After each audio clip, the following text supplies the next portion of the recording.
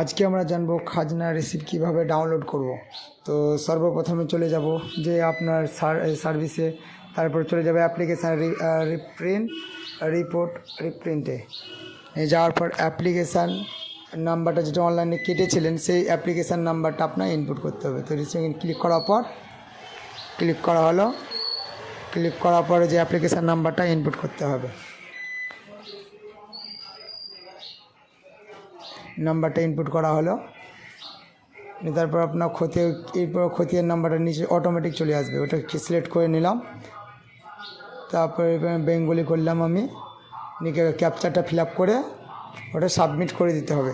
তো সাবমিট করার পর অটোমেটিক পিডিএফটা আপনার ডাউনলোড হয়ে যাবে। তো এভাবে আপনারা করবেন, ডাউনলোড করে নেবেন।